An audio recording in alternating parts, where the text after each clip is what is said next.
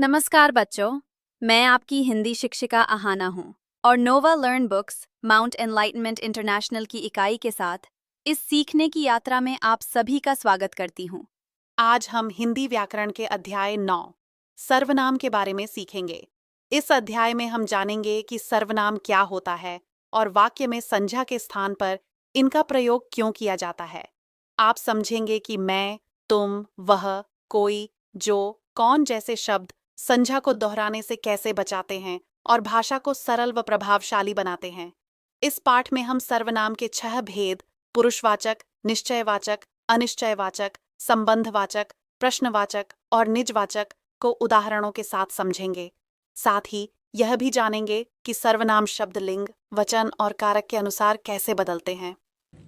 अध्याय 9 सर्वनाम सभी नामों के लिए मतलब सभी नाउन जो सभी संज्ञा शब्द के लिए जो यूज़ किए जाते हैं उनको सर्वनाम कहते हैं। सर का मतलब है सबके लिए, नाम सब नामों के लिए यूज़ किए जा सकें तो वो होते हैं सर्वनाम। महर्षि विश्वामित्र द्वारा कही गई बातें सच थी। राजा हरिश्चंद्र सोच में पड़ गए। उनके पास दक्षिणा देने के लिए कुछ भी नहीं था। उनके द्वारा नहीं, उनके द्वार से कोई बिना दक्षिणा लिए चला जाए यह संभव नहीं था। राजा हरिश्चंद्र ने स्वयं को बेचने का मन ही मन निश्चय किया ताकि वे महर्षि को दक्षिणा स्वरूप कुछ दे पाए। बच्चों, उपयुक्त गद्यांश में आए रंगीन शब्दों को आपने पढ़ा और जाना कि ये सभी शब्द संज्ञा के स्थान पर प्रयोग किए गए हैं। जैसे उनके किसके लिए आया? राजा हरिश्चंद्र के लिए। स्वयं को राजा हरिश्चंद्र को, वे राजा हरिश्चंद्र के लिए, कोई महर्षि विश्वामित्र, कुछ दक्षिणा। तो ये जो शब्द आए हैं उनके, कोई, स्वयं, को, वे, कुछ, ये सब आए हैं संज्ञा की जगह।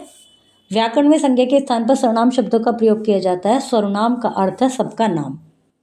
ये स्वरों की मात्रा है, यहाँ पर हेडिंग नहीं आएगी, यहाँ पर सर्वनाम के भेद ये आएगा। सर्वनाम के मुख्य 6 भेद होते हैं: निश्चयवाचक, अनिश्चयवाचक, प्रश्नवाचक, पुरुषवाचक, संबंधवाचक, निजवाचक। सबसे पहले जानेंगे पुरुषवाचक। पुरुषवाचक सर्वनाम का प्रयोग बोलने वाले, सुनने वाले तथा अन्य के लिए प्रयुक्त किया जाता है। जो ह्यूमंस के लिए ज़्यादातर बोलने वाले, सुनने वाले और किसी अन्य व्यक्ति के लिए। वह एक सैनिक है, अन्य पुरुषवाचक। मैं पुस्तक पढ़ रहा हूँ, प्रथम पुरुषवाचक।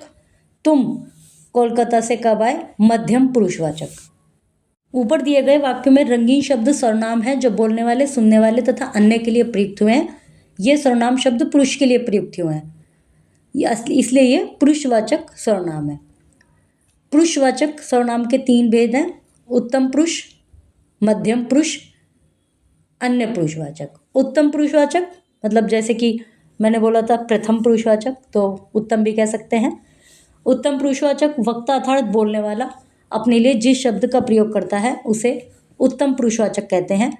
जैसे मैं, हम। अब पुरुषवाचक से मतलब ऐसा नहीं है कि इसमें स्त्री नहीं होता, तो मेल हो या फीमेल हो, तो प्रथम जो स्पीकर है, जो वक्ता है, उसके लिए।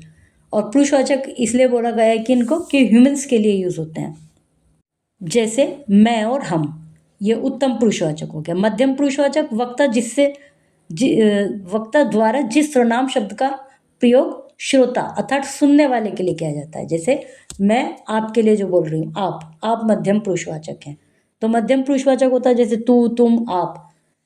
अन्य पुरुषवाचक बोलने वाला तथा सुनने वाले के मध्य जो उपस्थित नहीं होता, उसके संबंध में बातें करने के लिए वक्ता के द्वारा जिस सर्वनाम शब्द का प्रयोग किया जाता है तो वो अन्य पुरुषवाचक होते हैं। वह, वे, यह, ये।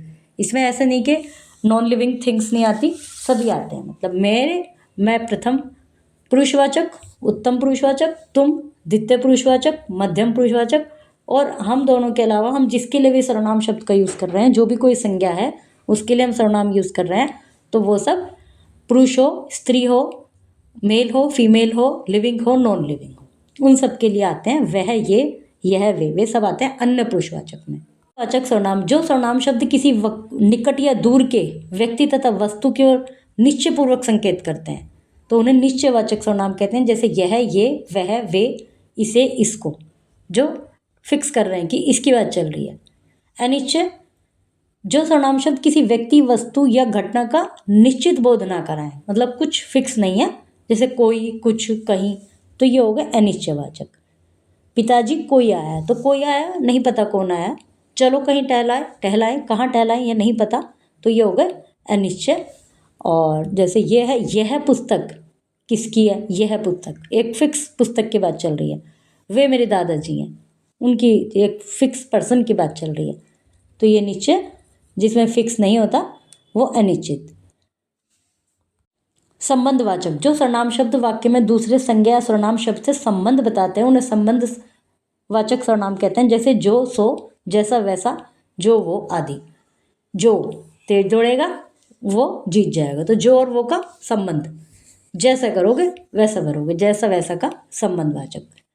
प्रश्नवाचक, जो सर्वनाम शब्द किसी व्यक्ति, वस्तु, घटना, स्थान आदि के विषय में प्रश्न करने के लिए प्रयोग किए जाते हैं उन्हें प्रश्नवाचक सर्वनाम कहते हैं। जैसे कौन, कहाँ, क्या, कैसे, कोई आदि। दिव्या, यह फूल किसने लगाया। दादाजी आप क्या पढ़ रहे हैं, तो ये हो गए प्रश्नवाचक सर्वनाम। निजवाचक सर्वनाम का अर्थ है निज। निज का अर्थ है स्वयं। वाक्य में जिन सर्वनाम शब्दों का प्रयोग कर्ता के द्वारा स्वयं के लिए किया जाता है, मतलब कर्ता अपने लिए यूज करता है, उन्हें निजवाचक सर्वनाम कहते हैं। जैसे स्वयं, अपने आप, खुद। मैं विद्यालय के लिए अपने आप तैयार होता हूँ, मैं अपना गृह कार्य स्वयं लिखती हूँ। सर्वनाम शब्दों की रूप रचना। हिंदी भाषा में सर्वनाम शब्द भी संज्ञा की भांति लिंग, वचन, कारक तथा काल के अनुसार बदल जाते हैं। सर्वनाम शब्द भी विकारी होते हैं, जैसे मतलब विकारी जिनमें परिवर्तन होता है। पुरुषवाचक सर्वनाम की रूप रचना। कर्ता, कर्ता में एक वचन में मैं, मैंने, तुम, तुमने, आप, अपने, वह, उसने। बहुवचन में मैं की जगह हम, हमने, हम लोग, हम लोगों ने, तुम लोग, तुम लोगों ने, आप लोग, वे, उन्होंने आदि। कर्म, मुझे, मुझको, तुझे, तुझको, उसे, उसको। बहुवचन हमें, हमको, तुम्हें, तुमको, उन्हें, उनको।